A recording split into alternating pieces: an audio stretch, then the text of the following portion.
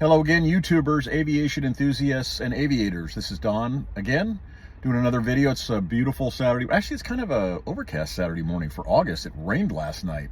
We don't usually get that in Northern California. But anyway, I'm out at the hangar and thought I'd shoot a couple of videos. And people have asked me about my P210, so let's do a quick walk around.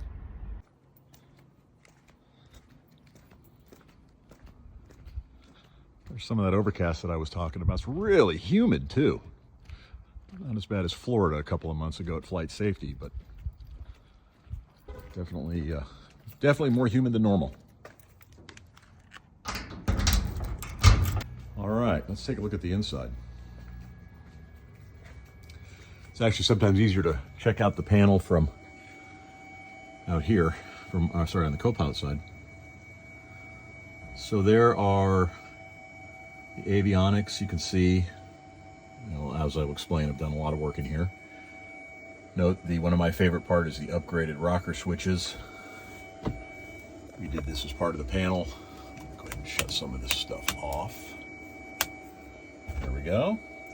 Plane when I bought it had kind of a cool feature. If you listen, check landing gear, check landing gear. It's also got an oral stall warning. Give you a shot of the interior. The interior was all done before I bought her. In about 2013. They did a really nice job. I did do some upgrades. I'll explain the meaning of TN 550 in a moment. I did those yokes. This plane does have air conditioning, and you can see that black tunnel is an air conditioning tunnel that I had recovered in black leather. I also redid the eyebrow there, the sort of dashboard eyebrow as well. Here's a view from the other side.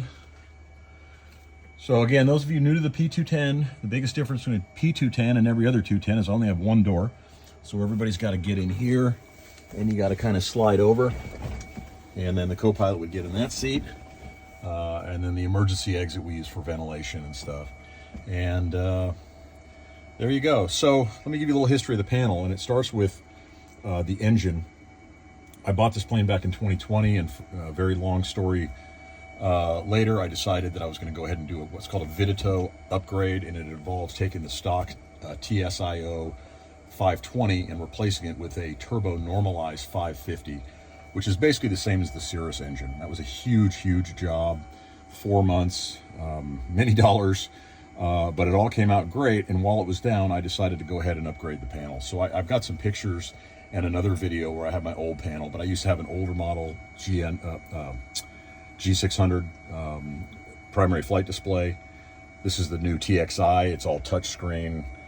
Anyway, I had the 650 and the 750, and I upgraded to this flight controller, which I have to say, kind of like the GPS in your car.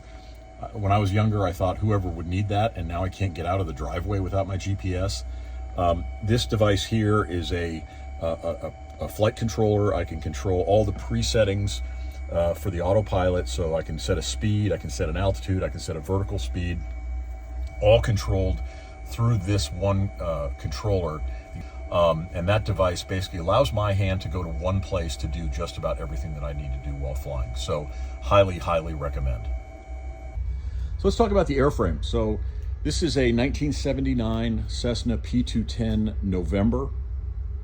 There was two model lines of P210s that were ever manufactured. They were manufactured between 1978 and 1985.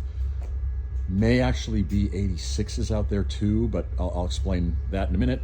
The N's, November models, were manufactured between 1978 and 1983. Basically, there was a huge recession in 83 that I still remember, and production ceased. And then Cessna came back in 1985 with the P210R. I believe they made 40, maybe 41 of them. I'll have to look up the records. It was a great airplane. They made a lot of improvements over the N model, bigger vertical stabilizer, lighter on the controls. I'm told, I've never flown an R, but I've told they fly. This aircraft is very heavy on the controls, especially compared to like the 208. The 208 feels like flying a glider.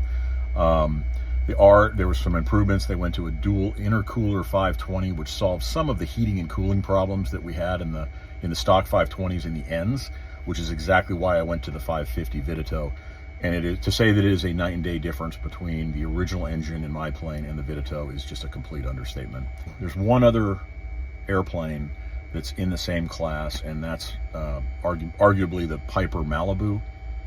But it's a kind of a different bird. You know, it's got an air stair. I don't want to get any haterade from the Piper lovers out there, but kind of like Chevy versus Ford in the old days. You know, you're either a Piper guy or a Cessna guy, and I've been a Cessna guy since I was 10. So I'll save the opinions for other things. But anyway, that's an overview of my P210. I hope it was helpful. I hope you liked it, and I'm going to get back and do some more professional flying related videos, and we'll see you again on YouTube. Thanks for watching.